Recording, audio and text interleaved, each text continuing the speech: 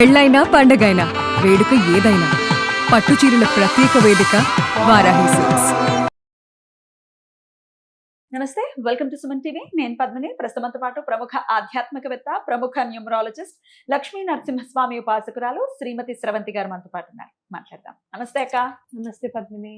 అక్క, ఉత్తరాయణంలో వస్తున్నటువంటి ఆఖరి ఏకాదశి, జ్యేష్ఠ బహుళ పక్ష ఏకాదశి, స్మార్త యోగిని ఏకాదశిగా పిలువబడేటటువంటి ఏకాదశి వైశిష్ట్యాన్ని ఒక్కసారి మీ ద్వారా తెలుసుకోవాలనుకుంటున్నాను. యాజ్ యూజువల్ మీ ఏకాదశి వీడియో కోసం వెయిట్ చేస్తూ ఉంటారు మన వాళ్ళు. Here is the video. So చెప్పండి అక్క, ఎలా యూటిలైజ్ చేసుకోవాలి, ఏం చేయాలి అసలు ఆ రోజు? మనం అంటే ఎప్పుడు కూడా ఈ ఏకాదశి చేస్తే ఏమొస్తుంది, మనకి ఎలాంటి ఫలితం వస్తుంది అని కనుక చూసుకుంటూ ఉంటే, యోగిని ఏకాదశి చేస్తే గనక పాత అంటే పూర్వజన్మ కర్మ ఫలాలన్నీ కూడా తొలగింపబడతాయి. అంటే ఏదైతే మనం చేశాను రా బాబు అనుభవిస్తున్నాం అనుకుంటున్నామో అవన్నీ కూడా తొలగింపబడతాయి. అలాగే ఒంట్లో అనారోగ్యం ఏదన్నా ఉంది అంటే కూడా అది కూడా తొలగింపబడుతుంది. విష్ణుమూర్తి అమూల్యమైన అనుగ్రహం లభిస్తుంది అని ఖచ్చితంగా చెప్పుకోవచ్చు. ఎందుకు అంటే గనక హేమామలి అనే యక్షుడు కుష్ఠరోగంతో బాధపడుతూ ఉంటే ఆయన యోగిని ఏకాదశి నాడు ఉపవాసం ఉండి చక్కగా నిష్ఠగా పూజ చేసుకుంటే ఆయనకి ఆ కుష్ఠరోగం తగ్గిపోయింది అని మనం తెలుసుకుంటున్నాం అనమాట. అంటే యక్షుడు అనేసరికి వాళ్ళకి చాలా రూల్స్ ఉంటాయి. ఇంకా మళ్ళా కాదు, ఇంకా ఉంటాయి. అలాంటి వాళ్ళని కూడా ఆయన అంటే మనం కేవలం స్వామివారి కీర్తన చేస్తే చాలు, ఆయన అనుగ్రహించేస్తాడు. వాళ్ళకి అట్లా కాదు. ఇప్పుడు దేవతలు ఉన్నారనుకో, బోల్డ్ యాగాలు యజ్ఞాలని వాళ్ళకు ఉండే రూల్స్ వాళ్ళకు ఉంటాయి. అలా యక్షుడిని కూడా ఆయన కేవలం ఉపవాసం ఉంటేనే అనుగ్రహించారు అని అంటే మనం ఇంకా అసలు చాలా తొందరగా అనుగ్రహిస్తారు ఈ రోజున అని చెప్పుకోవచ్చు. అంటే ఇంకోటి ఏంటి అంటే మనం ఇదంతా ఇది చేస్తే కనుక మోక్షం అనేది లభిస్తుంది, యోగకారకుడు అవుతాడు మనకి అని చెప్పి చెప్పుకోవచ్చు. ఈ యోగిని ఏకాదశి ఎలాంటి యోగాన్ని ఇస్తుంది అని అంటే అసలు భగవంతుడిని పూజించాలి అనుకోవడమే ఒక యోగం, ఆయన కోసం ఏదైనా చెయ్యాలి అనుకోవడం ఒక యోగం, అనుగ్రహం పొందాలి అనుకోవడం యోగం. ఇదంతా చేసిన తర్వాత స్వామివారు ఎలాంటి యోగాన్ని ఇస్తారు అంటే మోక్షాన్ని ప్రసాదిస్తారు అని చెప్పుకోవచ్చు అనమాట. అంటే మోక్షకారకుడు ఇది ఒక్కటి చేస్తేనే మోక్షం ఇచ్చేస్తాడా భగవంతుడు అని అంటే ఇదొక్కటి చేస్తేనే నీ మానసిక పరిపక్వత పెరుగుతుంది. నువ్వేం మాట్లాడాలి, ఎలా ఉండాలి, ఎవరిని బాధ పెట్టకుండా ఉండాలి, ఇవన్నీ కూడా అవగతం అవుతాయి. అలాగే మనం ఒక ఉపవాసం చేస్తున్నాము అంటే గనక ఏకాదశిలో ఉన్న ఇదేంటంటే ఈ ఏకాదశిలో నువ్వు మంచినీళ్ళు తాగకూడదు, ఈ ఏకాదశి నాడు నువ్వు మిల్క్ ప్రోడక్ట్స్ తీసుకోకూడదు, ఇలాంటి రూల్స్ ఉంటాయి. ఇక్కడ ఈసారి ఏంటి అని అంటే మీరు మిల్క్ ప్రోడక్ట్స్ తీసుకోవచ్చు, చక్కగా నట్స్ తీసుకోవచ్చు, ఫలములు అనేది తినచ్చు. టిఫిన్లు అవి తినకుండా ఉండడం మంచిది. యంగ్స్టర్స్ ఎవరైనా చేస్తే గనక, అయ్యో భగవంతుడిని వాసుదేవుడిని మనం తెలుసుకోవాలి అని అనుకుంటే గనక తప్పకుండా ఇది చెయ్యాలి అనేది గుర్తు. అట్లాగే భగవద్గీత అనేది చదవడం అనేది అలవర్చుకుంటే ప్రాబ్లమ్స్ ఏమైనా వస్తున్నాయి అని అంటే వాటిని ఎట్లా అధిగమించాలి, మనం ఎప్పుడు కామ్గా ఉండాలి, ఎప్పుడు నోరేసుకుని పడాలి, ఎప్పుడు గట్టిగా మాట్లాడాలి, అన్నీ అనేది తెలుస్తుంది అనమాట. నేను పెట్టాను చూడు, నేను ఆడియో బాగుంది కదా, నాకు అనిపించింది పాపం వచ్చి ద్రౌపది అడుగుతుంది అనమాట, బాధపడుతుంది.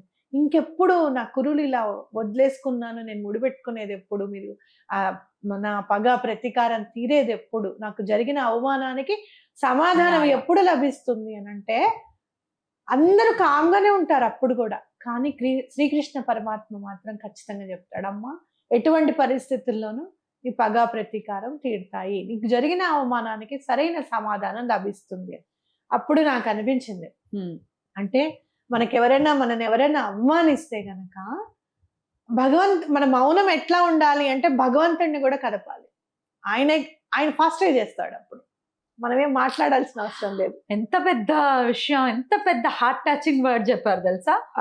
అమ్మ బాబోయ్, ఒకసారిగా వెళ్ళిపోయింది మనసులో ఒక మాట.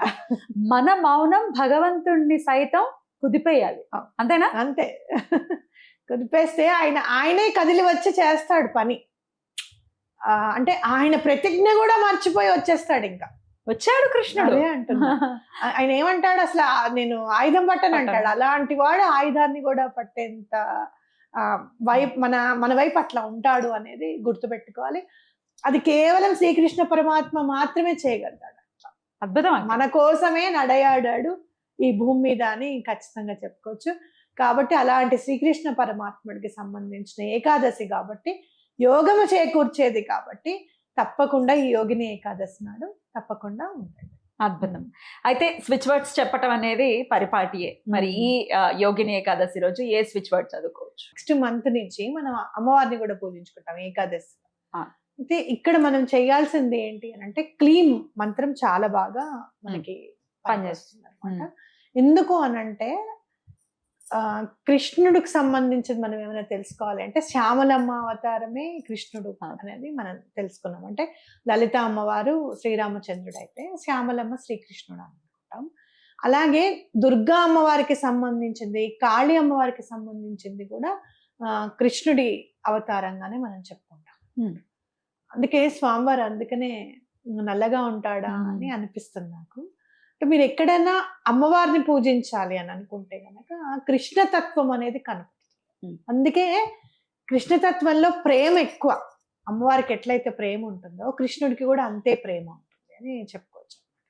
క్లీం మంత్రం చాలా బాగా క్లీం. మీరు ఇంట్లో ఎవరన్నా మీతో మంచిగా ఉండట్లేదు, ప్రేమగా ఉండట్లేదు అంటే ప్రేమను అందిస్తుంది, రిలేషన్షిప్స్ ని బాగుపరుస్తుంది. డబ్బు మీకు వృద్ధి పొందాలి అని అంటే క్లీం మంత్రం చాలా బాగా ఉపయోగపడుతుంది. అట్లాగే మీకు డెప్ట్స్ ఏమన్నా ఉన్నాయి అవి క్లియర్ అవ్వాలి, ఒక అంటే దారి కనిపించాలి మనకి. మళ్ళీ మనం డెప్ట్స్ తీర్చేసిన తర్వాత కూడా మనకు దారి కనిపించాలి అంటే క్లీం మంత్రం చాలా బాగా ఉపయోగం. సో అసలు ఈ రోజు నుంచి మొదలు పెట్టుకుని అసలు చేసుకోవచ్చు కంటిన్యూగా ఆషాఢ మాసం మొత్తం క్లీన్ చేసుకోవచ్చు. ఏమండి మాకు మంత్ర జపం చెయ్యాలి అని అంటే ఎవరైనా గురువు ఉండాలి అని అంటే గనక ఈ జగద్గురువుకి మించిన గురువు ఎవరున్నారు అనా కదా. ఆయనకి దండం పెట్టుకొని నాయన నువ్వే గురువు అనుకుంటున్నాను అనుకొని తప్పకుండా ఆయన పాదాల దగ్గర మీ జపమాల పెట్టి వెంటనే తీసుకొని దండం పెట్టుకొని చక్కగా జపమాలతో క్లీం మంత్రం 108 సార్లు రోజుకొక మాల చేయండి. మీ జీవితంలో ఎలాంటి మార్పు వస్తుందో గమనించండి. అలాగే మరుసటి రోజు ఎప్పుడు తినాలక్క ఉపవాసం ఉండేవాళ్ళు? కొంచెం 1 గంట వరకు ఆగాలి. ఈసారి 1:30 తర్వాత భోజనం చేయాలి. స్వామివారికి చక్కగా నివేదన పెట్టేసేసి సరే చారిటీ చేస్తే కూడా చాలా మంచిది. ఎందుకు అనంటే మనకి ఉత్తరాయణంలో ఆఖరి ఏకాదశి కాబట్టి చక్కగా చారిటీ కూడా చేస్తే కూడా చాలా మంచిది. నెక్స్ట్ వచ్చే పితృపక్షాలకు కూడా మనకి హెల్ప్ అవుతుంది.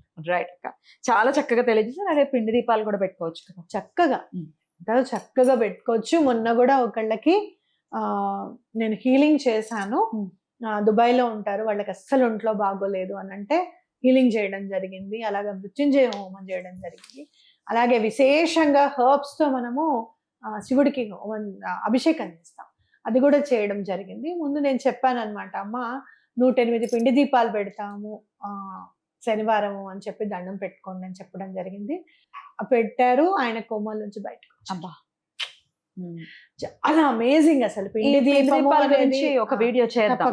108 దీపాలు అసలు ఎలాగా మనం పెట్టుకోవచ్చు, ఏం పూజ చేసుకోవచ్చు అనేది చేద్దాం అక్క. అట్లాగే రైట్ అక్క, చాలా చక్కగా తెలియజేశారక్క. కృతజ్ఞతలు. నమస్తే.